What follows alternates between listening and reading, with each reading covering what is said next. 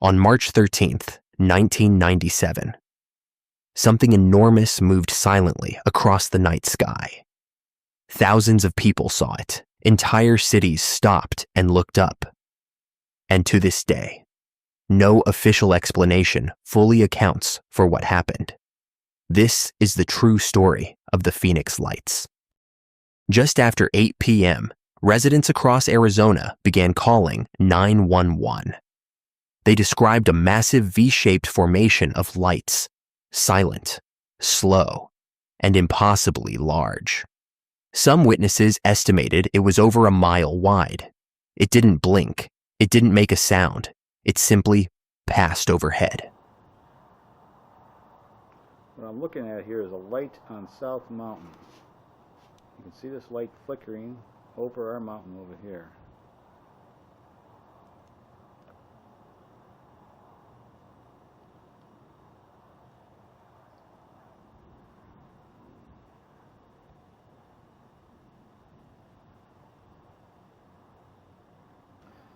Now we're looking at a light that's now appeared again. It's come out in a different place. Definitely far away. South Mountain. There's two of them. Here, we finally hit pay dirt. Now we've got two of them in the sky on South Mountain. South Mountain. Figure this one out. There's a double. There's a third one. Hey, Sue? This wasn't one person or one camera. All right, reports came from Prescott, Phoenix, Tucson, even into Mexico.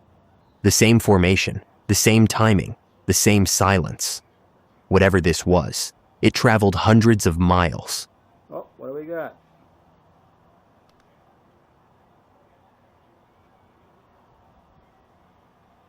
Hey, Sue!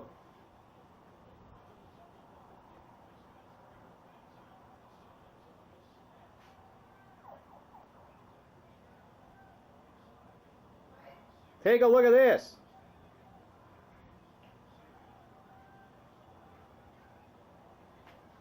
Oh my God. Oh.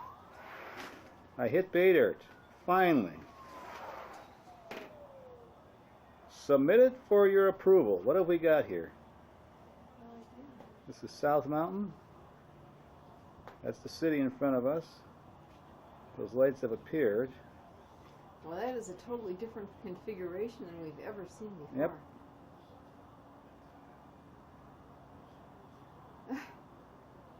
I'm sitting over here saying to myself, I got the camera. Oh, now that one went out to the to the left. To the east. To the east. The time is about 10 o'clock, Sue? Yes.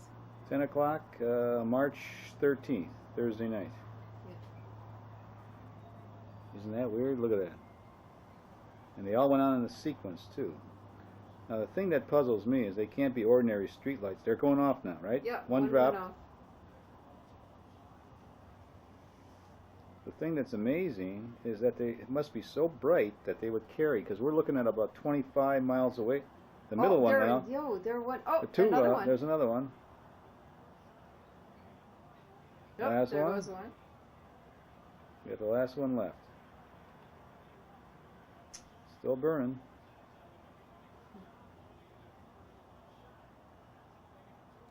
And usually we've seen them over. It's gone. Oh, there it comes. The U.S. Air Force eventually responded. Their explanation: military flares dropped during training. But there was a problem. Flares don't move together. Flares don't maintain formation, and flares don't block out stars behind them. Arizona's governor at the time held a press conference. He brought out a man in an alien costume and laughed.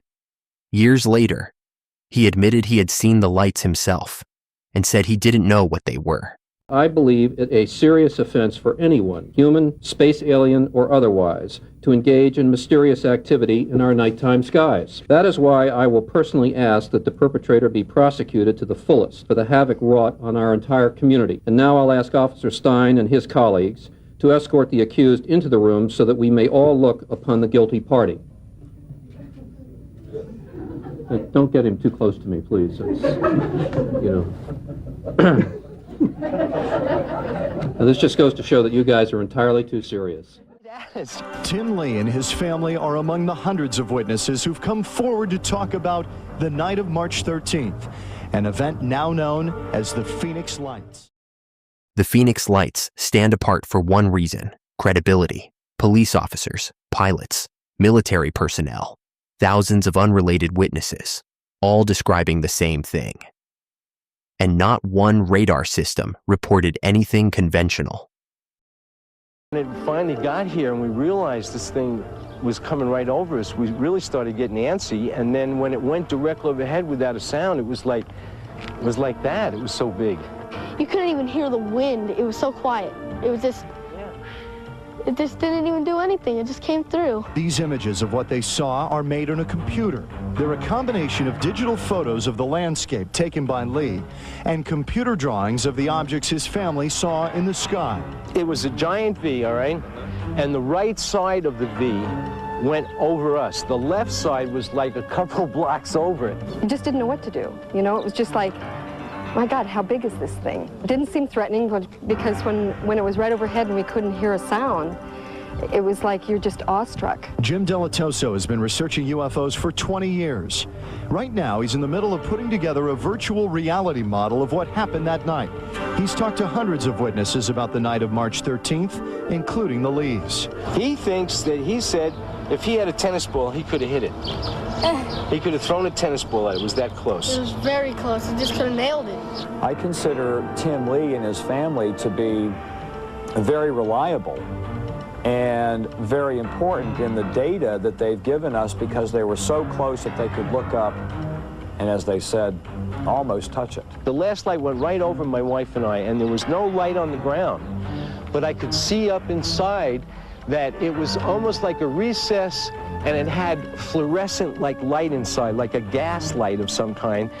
You could see right through the middle of it, but it was like looking through two-way glass, like through a mirage that you see on the highway or something, or just when it's real hot.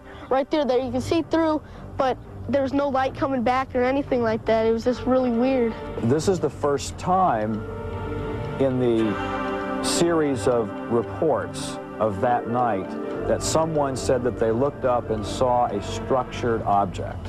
As it went over, it went straight like through this V right there, over that guy's house. It took about 15 minutes to get from way up from when we first saw it all the way till we couldn't saw it. No one knows for sure what happened that night in the skies over Arizona in March, but thousands of people saw something. It's a night the Lees will never forget. We just re-experience it every time we tell it. You know, it's like it was just yesterday. You know, we've just never seen anything like it. I was always a very polite skeptic. I would never tell someone, if they told me they saw something, I would never say, you're a liar or anything like that, because I don't know. But now I don't know what to think, because this is impossible. Some believe it was advanced military technology.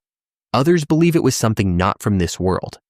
And some believe it was a test to see how the public would react.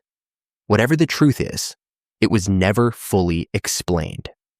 The Phoenix Lights weren't a rumor. They weren't a hoax. They were seen by thousands, recorded on camera, and officially acknowledged. The only mystery left is what they really were, and whether we'll ever see them again. It's been over 27 years since those mysterious lights appeared over Phoenix. Let us know your thoughts on what you think happened that night. If you like our content, don't forget to subscribe, leave a like, and comment.